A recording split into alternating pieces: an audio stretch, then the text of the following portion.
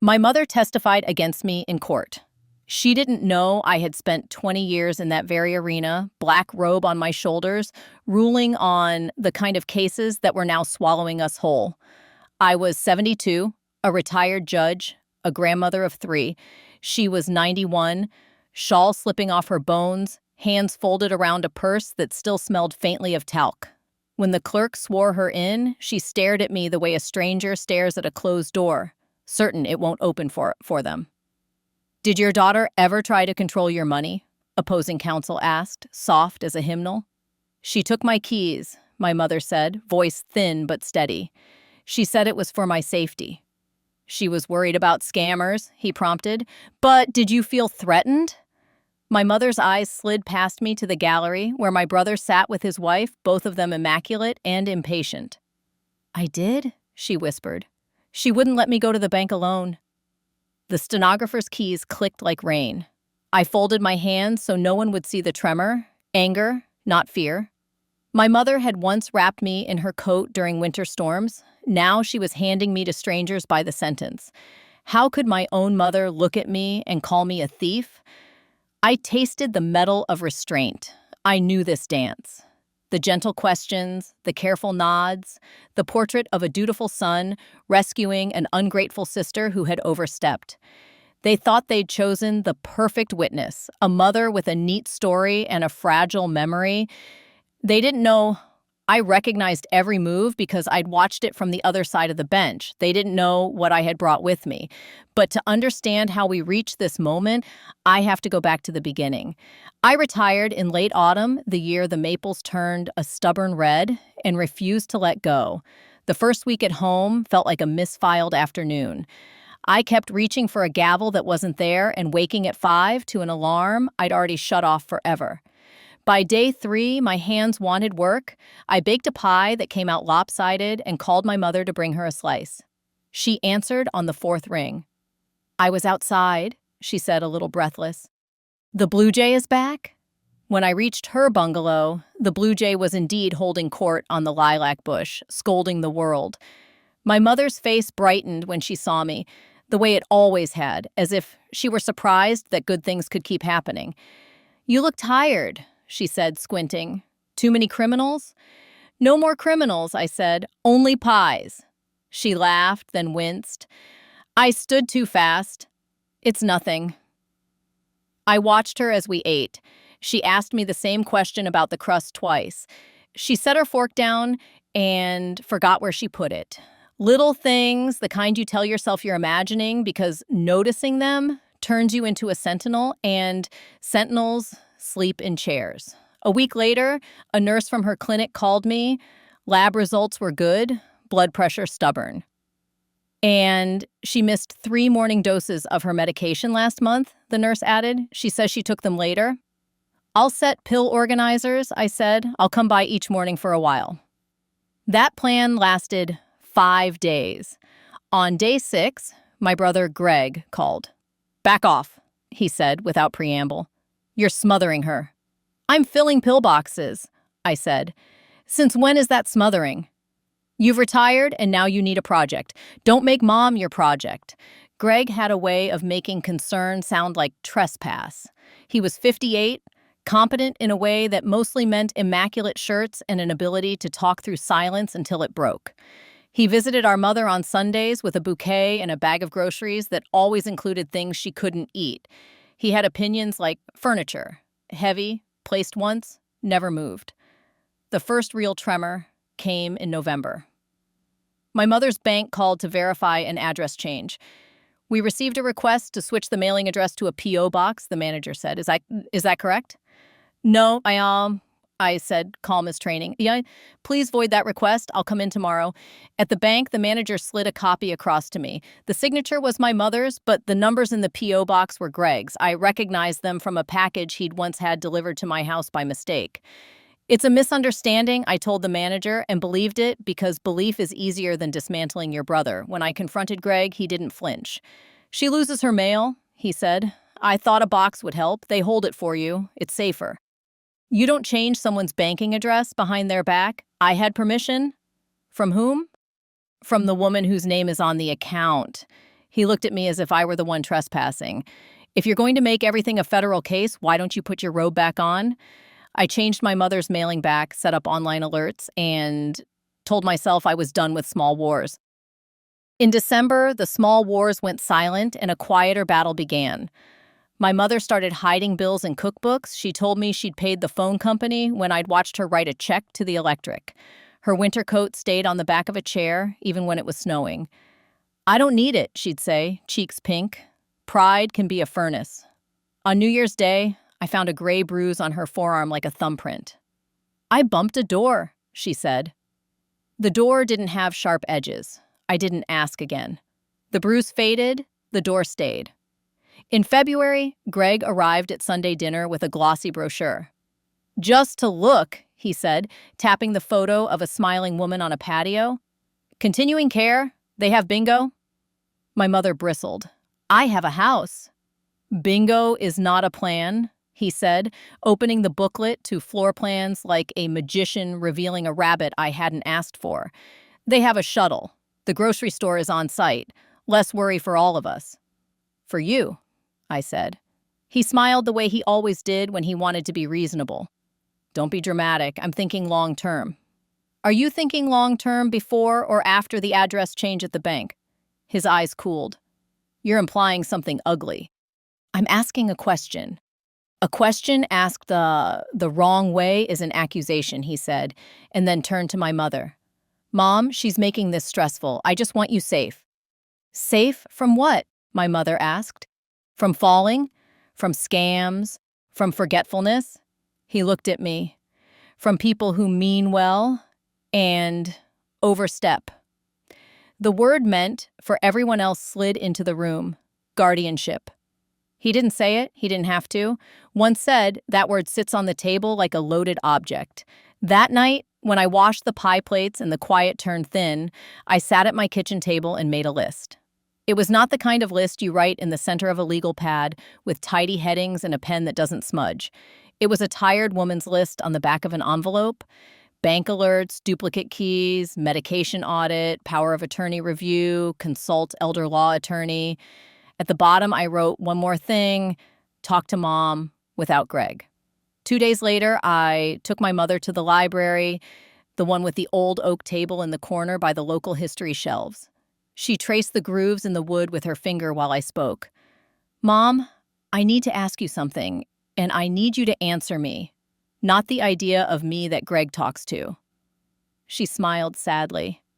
You always think there's a case. There is, I said. You. She looked at the window while I asked my gentle questions. Had Greg ever asked her to sign papers she didn't understand? Had anyone called pretending to be from the bank? Had she ever woken to find drawers open she hadn't opened? Her eyes filled. He means well, she said. He has a family. So do I. You have a career? She stopped, corrected herself. Had. Her hands fluttered like leaves. I didn't want to bother you. Bother me? I said. That's what daughters are for. She nodded, then whispered, I think I did sign something. He said it was a form so he could pick up my prescriptions. He had a friend with him, a woman who stamped it. A notary? My stomach dropped in a clean, practiced way. When? A while back. She confused months like an old radio sliding between stations. Before the Blue Jay, I asked to see the paper. She told me it wasn't here. Greg had taken the folder to keep it safe. That night, I called an attorney I trusted. Maya Chen had appeared before me many times, and I had watched her dissect manipulations with a kindness that didn't melt. She agreed to meet my mother and me the next day. Maya's office had a couch that didn't try too hard. My mother sat on it as if she were at a friend's house. Maya poured tea and listened the way people listen when they're going to do something about what they hear. We'll take this in 2 lanes, she said when my mother had finished. Safety and clarity. Safety means we secure accounts, medication, and the house. Clarity means we assemble facts, dates, who, what, when. We ask a court for a protective order if we need it.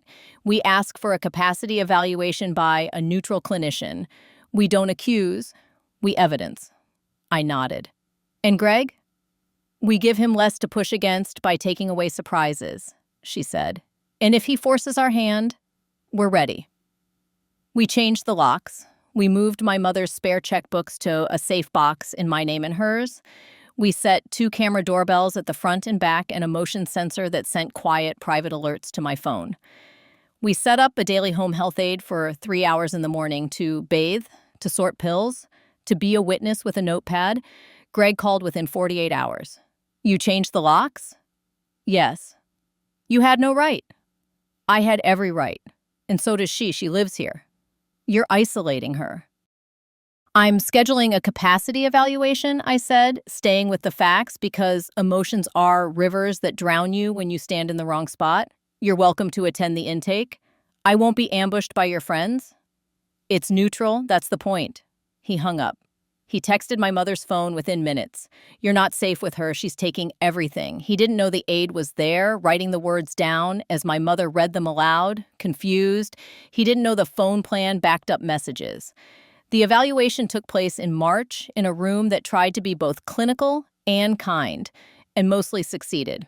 The neuropsychologist, Dr. Patel, had a face like an honest clock.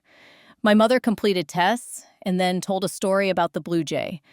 He keeps coming back, she said. He scolds me for the feeders being empty. When it was over, Dr. Patel folded her hands. Mild cognitive impairment, she said. Not dementia. She needs support with complex tasks, but she understands choices and consequences. She knows who she trusts. She trusts both of us, I said, and felt the truth wearing 2 shirts. 2 weeks later, Greg filed a petition. He alleged that I was exerting undue influence, that I had isolated our mother, that I had taken her keys and her autonomy. He asked the court to appoint him as guardian and conservator of her person and estate. He included a letter from the notary, a woman named Carla Ruiz, attesting that our mother had signed a durable power of attorney, naming Greg as agent in my presence and of her sound mind. The letter was dated in October. Maya read the petition twice, then again, marking it as if it would confess. We'll respond, she said. We'll request that if the court appoints anyone, it be a neutral fiduciary, and we'll ask for a temporary protective order regarding the accounts. I nodded, then asked the question that had been sitting in my throat. What if Mom stands up there and says I controlled her? Maya held my gaze. Then we asked the court to look at the picture, not the pixel. The first hearing was set for April. We never made it to April without a breach. In late March, the home health aide, Teresa, called me from my mother's house. Miss Marion, a man is here, she whispered. He says he's from the cable company. I didn't let him in. Put him on speaker, I said. This is Steve, he said, impatient. Too rehearsed. I need to check the lines in the bedroom. There's signal loss. Show your ID at the door camera, I said, watching the footage on my phone. He held up a badge. It looked like something a child would make with a laminator. We didn't call, I added. He left. I drove over anyway. Teresa and I watched through the blinds as the man lingered in the driveway, talking on his phone. He drove away only after a second car turned the corner, my brother's. Greg didn't get out. He circled the block and then idled 2 houses down. Teresa lifted her notepad and wrote without being asked. Maya took the video, the notes, the caller log, and added them to the file. They're testing the fence, she said. We'll show the court who brought the wire cutters. The April hearing was the day my mother said I took her keys. She said I made her feel like a child. She said I wouldn't let her go to the bank. She didn't lie. She mistook the guardrail for a rope. When she stepped down, she looked at me and then away as if my face were a light she couldn't stand in. Greg's attorney rested his case for temporary orders. Maya stood. Your Honor, she said, we don't oppose support, we oppose theft. She called Teresa, who testified about the texts and the cable man and the way Greg had tried the back door when he thought no one was looking. She called the bank manager, who testified about the attempted address change and a flagged withdrawal where a teller had hesitated because my mother seemed confused. She called Dr. Patel, who testified that my mother could make choices if those choices weren't being unspooled and rewound by someone she trusted. Then Maya did something that made my breath catch, even though I had known she might. She called the notary, Carla Ruiz was younger than I expected, with a handbag that matched her shoes and a practiced smile. She swore to tell the truth, and then she answered questions the way people answer when they think the truth is a choice. "Where did the notarization take place?" Maya asked. "At Miss Alvarez's home," Carla said, using my mother's last name. "What day?" "October 12th. "What time?" Carla hesitated. "Afternoon, maybe 3. "And who was present?" "Miss Alvarez and her son Greg." "Anyone else?" "No." Maya lifted a thin folder. "Miss Ruiz, do you remember signing for a package that same day at 3:27 p.m.? She handed up a delivery confirmation with a signature and an address across town. "This is your signature, yes?" Carla faltered. Yes." "So you were across town at the same time you were in Miss Alvarez's living room?" Silence stretched. "It could have been earlier," Carla said, but her voice landed wrong. Maya nodded, gentle and relentless. "It could have been. Do you keep a notary journal?" Carla's smile thinned. "Not required in our state." "It is required if you notarize for medical or estate planning documents at a residence," Maya said, handing the judge a copy of the regulation. "A safeguard for the exact kind of dispute we are in." Carla's attorney, because she had appeared with one, stood to object, was overruled, and sat wearing a look that said he wished he'd called in sick. Maya continued. "Who paid you for your notarization?" "Mr. Alvarez," she said, and then corrected herself. "Greg." "How much?" $50. Maya set the regulation beside her question like salt next to a wound. "You charged above the statutory maximum." By the time Carla stepped down, the edges of the page they had tried to write were frayed. The court ordered that no one change accounts, sell property, or alter healthcare proxies without court permission. A neutral fiduciary was appointed as temporary conservator to monitor transactions over $200. We had not one, but the table had shifted. Greg wouldn't meet my eye in the hallway. His wife did. "You're cruel," she said softly. "I'm careful," I said. My mother sat on a bench by the elevators, purse in her lap, as if waiting for a bus she could no longer board. I approached, sat beside her, and kept my hands where she could see them. "I hate this," she said. "So do I said. "But I love you more than I hate this." She nodded once, as if we had traded something, not equal, but honest. The conservator assigned to my mother's case was a woman named Evelyn Hart. She had the tired eyes of someone who has opened too many refrigerators to find nothing but condiments and confusion. She inspected the accounts and the house and asked me questions in a voice that made even the awkward ones sound necessary. 2 weeks into her appointment, Evelyn called. "I've traced 3 withdrawals totaling $8,000 to a cashier's window," she said, all within 10 days before the purported power of attorney. "Who made them?" "The teller didn't note a runner. Surveillance is archived off-site. I've requested it." That week, my doorbell camera caught Greg on my mother's porch at 9:45 p.m. He rang, waited, rang again. He stepped closer to the door and spoke in a voice so low I had to replay it with headphones to pull the words free. "Mom, open up. Marion is asleep. I'll take you for a drive. Don't tell her." Teresa, who was staying late that night, did not open the door. She called me and we listened together to the rest of the recording. Greg stood for 3 minutes, then left. 30 minutes later, a car I didn't recognize slowed in front of the house. The driver leaned out to look at the camera and then drove on. Maya added the clip to our file. "He's escalating," she said. "We're going to move for a temporary restraining order preventing contact outside scheduled visits and prohibiting third-party agents from approaching the house." We got the order. Greg ignored it exactly once. Evelyn wrote it up. The judge gave him a warning that sounded like a promise. In May, the surveillance footage from the bank arrived. It showed Greg at the cashier's window with my mother's checkbook open in front of him. He slid a withdrawal slip across. The teller glanced at something he held up, then counted.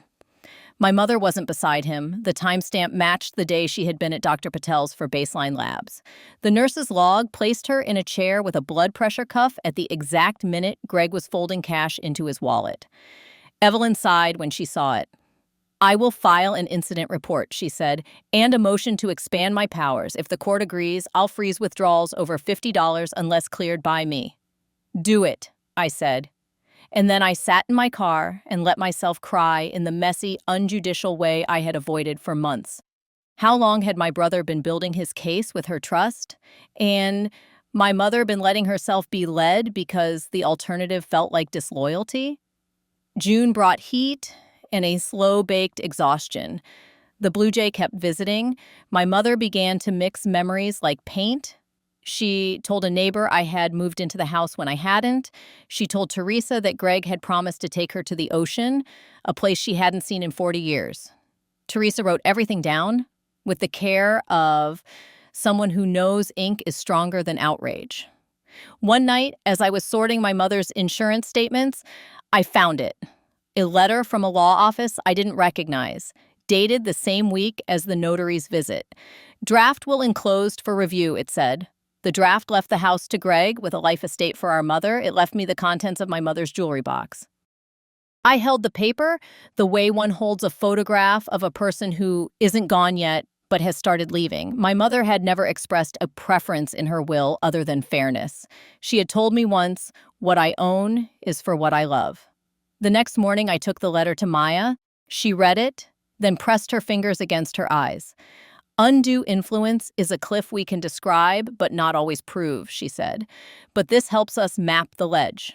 Evelyn, always careful, asked the drafting attorney for his file. He responded that the will had not been executed. My mother had decided to wait. The appointment for signature had been scheduled, then canceled by a family member. He didn't say which. The notary was set to attend. I asked my mother about it that afternoon in the garden while she watered marigolds that were already drowning. She looked at me with the complicated guilt of a parent caught between children. "He said you would be fine," she said. "He said you had your pension. He said he had 2 kids and a mortgage, and you had no one." "I have you," I said. She blinked fast, then steadied the watering can. "He said you were angry with me." "About what?" She shook her head as if the answer had been placed somewhere she could no longer reach. "About everything." I set the can down. "I am angry," I said, careful with the words. "At him, not at you." With July came the continued hearing. The courtroom was cooler than the hallway, but not by much. Greg's attorney moved to dissolve the restraining order, calling it draconian. Maya presented the bank footage. Evelyn testified. Dr. Patel updated her findings. My mother's impairment had not progressed. Her vulnerability had been exploited. Greg took the stand to explain the withdrawals. He said my mother had asked him to handle errands that involved cash. He said she didn't like ATMs. He said she had been frightened by a story on the news about card skimmers. He said a stack of small bills had been distributed to housekeepers and handymen and anyone who had ever smiled at their mother.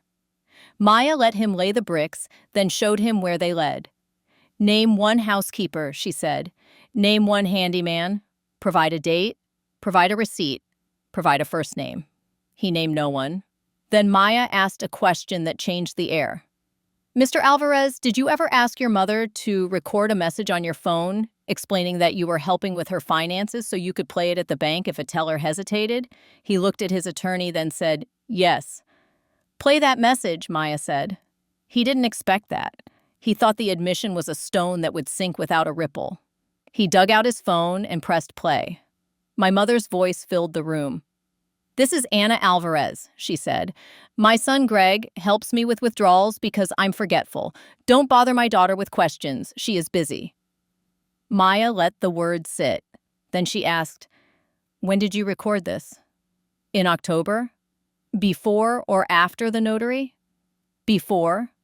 "So before the durable power of attorney you claim gave you authority, you recorded your mother instructing bank employees to ignore questions and to exclude her other child from oversight?" Greg's jaw worked. "She asked me to. She hates fuss." "Who scripted the word bother?" Maya asked. "Your mother uses trouble. Listen." She played a clip from a voicemail my mother had left me the week before. "I don't want to trouble you." She played another clip from a video of my mother and me planting bulbs in spring. Don't trouble yourself. The tulips can wait. Greg said nothing. The judge wrote something down that looked like a conclusion. We broke for lunch. In the hallway, my mother took my hand. "Is this what your cases felt like?" she asked. "Some of them," I said. "Some were worse. Some were dull and then sharp all at once." "This one hurts," she said. "It does." "Will it stop?" "I'll make it," I said, and meant it the way only a daughter who has been ashamed of her power can mean it. Afternoon brought the pharmacist. She testified that Greg had attempted to pick up my mother's pain medication earlier than allowed, asserting that it had been stolen. The pharmacy had refused and documented the attempt. Later, a half-empty bottle had gone missing from my mother's cabinet the same week Greg had complained about back pain. Teresa had written it down. Evelyn had logged it, the pattern sharpened to a point. The judge expanded the restraining order into something with teeth.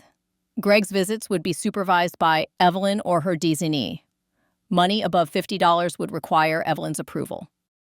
The draft will was placed under seal with an order barring any execution of estate documents without court oversight. The hearing on permanent appointments was set for September. August was a waiting room. I spent it planning. Revenge was not my word for it. I told myself I was preparing a remedy. But when I lay awake at 3 a.m., listening to the refrigerator hum and the house settle, I will admit that I pictured Greg's face when the mask slid, and the small satisfaction felt medicinal. Evelyn's audit turned up 3 credit cards my mother had not used in years, but that had seen recent activity. Gift cards purchased in odd denominations, electronics delivered to an address that was not ours, gas stations far from my mother's neighborhood. Police reports were filed. The detective assigned, a woman with a voice like gravel, told me, "These cases go nowhere unless someone won't shut up." "I won't," I said. In mid-August, the neighbor who had known my mother for 30 years knocked on my door. "I didn't want to be involved," she said, wringing her wrap like a towel. "But I can't keep quiet." She had seen Greg's wife carrying a banker's box from my mother's house back in October. She had assumed we'd asked her to help. Then she'd seen the same woman at the notary's office when she'd gone to have a car title signed. The woman had been behind the counter, hugging the notary hello. Maya's eyebrows rose when I told her. "Friendship between the notary and the petitioner's wife," she murmured. "More than messy." She subpoenaed the notary's phone records for the relevant day. They showed a call from Greg's phone shortly before the notarization and a series of texts between Carla and my sister-in-law that included a winking emoji and the words, "Got it done." September arrived, so did the gallery.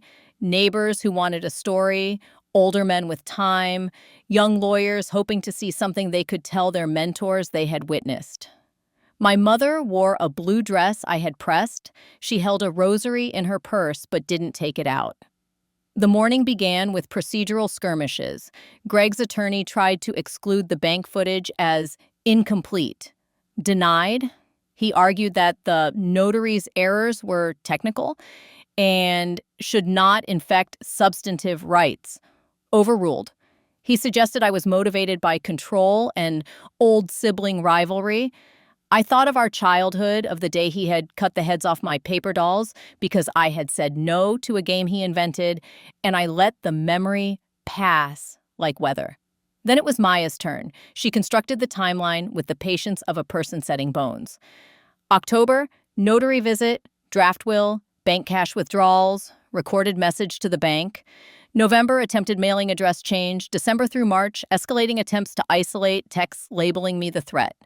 April through July, violations, bank footage, pharmacy attempt, the cable man, the porch. Greg watched without interrupting until she called him back to the stand. "Do you love your mother?" she asked. "Yes," he said. "Do you think taking $8,000 and trying to pick up her pain medication early without her consent is love?" He said something about errands and confusion and family dynamics. "Do you think asking a notary to backdate a notarization is love?" He blinked, and in the blink, I saw him calculate whether to deny. "I didn't ask her to backdate," he said finally. "She got the time wrong." "Do you think telling your mother to record a message instructing bank employees to exclude her other child from oversight is love?" He leaned toward indignation and missed it by an inch. I think protecting her from drama is love. Maya nodded, as if she were agreeing about the weather. Do you think taking a house key without permission and trying it at night is love? Stop calling concern theft, he snapped. She let the words hang, then asked gently, when did you decide that your mother's trust was a pocket? He didn't answer. The judge asked a few questions, quiet and precise. Then she recessed for 20 minutes and returned with orders that hummed with consequence. The petition for guardianship and conservatorship by the son is denied, she said. The court appoints the current temporary conservator as permanent conservator of the estate and a neutral guardian of the person to coordinate services with Miss Alvarez's input. She looked at Greg. The court refers the matter of financial exploitation to the district attorney for review. She looked at me. The court recognizes the daughter's stabilizing role but declines to appoint her to avoid further familial conflagration. It was the right order. It hurt and healed at once. I was not the guardian, I was the daughter, which is what I had always been. Hidden under armor, I had not known how to remove. Greg stood very still. His wife's face went pale. She looked at the door as if anything outside it would let her leave herself here. As we filed out, the detective with the gravel voice approached Greg with a paper in her hand and a calm in her face that said she did this often. Mr. Alvarez, we need to talk. She didn't cuff him, she didn't have to. He followed, stumbling a little in the way of people who thought the floor was permanent. I walked my mother to the car. She was quiet. Then she said, I'm ashamed. For what? For choosing wrong? You chose your son, I said. That isn't wrong. It was used. She nodded and watched a leaf skid down the windshield. Where do we go now? Home, I said. And after that, anywhere you want. Home meant a schedule. Teresa in the mornings, me in the afternoons, Evelyn's case manager once a week. It meant a lockbox for medications only I and Evelyn could open. It meant my mother's keys on a hook by the door where she could see them, use them, and feel the metal shape of dignity. Greg was indicted in October for financial exploitation of an elderly person, identity theft, and attempted unlawful procurement of a controlled substance. He pled not guilty. His attorney called me, hysterical and vindictive in the press, and a reporter called my house. I didn't answer. At the preliminary hearing, they played the bank footage, the porch recording, the pharmacy log. They didn't play the message he had recorded with my mother because the judge didn't need to hear it. The case had enough weight without that sound. I didn't attend the trial. I planted bulbs. I learned the names of birds other than blue jay. I took my mother to the ocean in November when the wind is clean and no one pretends the water is friendly. She stood at the edge, shoes in hand, and said, I remember this. What? The feeling of not needing anyone to tell me what I'm seeing. She squeezed my hand. Thank you. Greg took a plea in January. Restitution, probation, community service at a place that would remind him of what dependence looks like when it isn't a target. He avoided prison. There was a time I would have been outraged at the leniency, but the part of me that knows what punishment does nodded. He would live with the held breath of everyone who knew. In February, Evelyn helped me set up a trust in my mother's name for her care, funded by the restitution and the sale of a parcel of land my father had bought decades ago. My mother chose a small senior community with a garden and a book club that read only mysteries. I like endings, she said. I like when the bad man is told to sit down. On moving day, my mother stood in her old living room and looked at the empty spaces where furniture had been. It wasn't the house, she said. It was the staying. We can visit, I said. I know, she said, but I don't have to be the same woman in two places. Spring came early. The blue jay left and returned with a mate. My grandchildren visited. They sprawled on my mother's new couch and asked her about the photo of her at 21 on a bicycle with a basket of lilies. She told them about the wind. She told them about not wearing a helmet and how life forgave her for it by accident. One afternoon, Maya came by with papers for my mother to sign. A healthcare directive, simple, clear, witnessed by Evelyn's case manager, done in the daytime with the sun making squares on the table like approval. After Maya left, my mother said, "You're not angry anymore." "I am," I said. "Just not at you. Will you ever be angry at him less?" "Anger is a fire," I said. "It needs tending or it burns the wrong things." She nodded as if I'd told her how to bake something, step by step. I visit Greg sometimes in my mind. I see him in a fluorescent room counting envelopes for a charity that will turn them into meals. I see him pausing when a volunteer says thank you, as if she has handed him a word he doesn't know where to put. People ask me if my mother and I are the same as before. We're not. We're honest in ways we weren't. She asks for help without apology. I give it without keeping score. When I think of the day she testified against me, I remember the look she gave me when she stepped down. The flicker of a woman who had been told a story about the daughter she loved and who had found herself in a room where stories get measured. The last time we went to the ocean, she picked up a small stone and handed it to me. "For your pocket," she said. I keep it on my desk. There are days I touch it before I make a call to an insurance company or settle a small dispute with a contractor. There are days I don't. The case is over. The story isn't. If you're waiting for the moment where I slam a door and feel nothing, I don't have it to give you. I have this instead: a house secured, a mother safe, a brother held to account, and a self I recognize when I'm brushing my teeth at night and the mirror tells the truth because I stopped asking it to be kind. I didn't need the robe to finish this. I needed to remember who I was before it. How could my own mother testify against me? Because love is a language and people translate it into the words they have. How could I forgive her? By learning to leave some cases on the desk and carry home only the file that had both our names on it. I never got my gavel back. I didn't want it. The sound that ends things isn't a strike of wood on wood. It's a daughter saying home and a mother answering yes, and the door closing behind them because the person outside who wanted the key no longer owns the keyhole. That's how it happened. That's how it ended. And like all endings worth living through, it left us walking toward a beginning we could choose. My grandma told me this story. I have many more stories.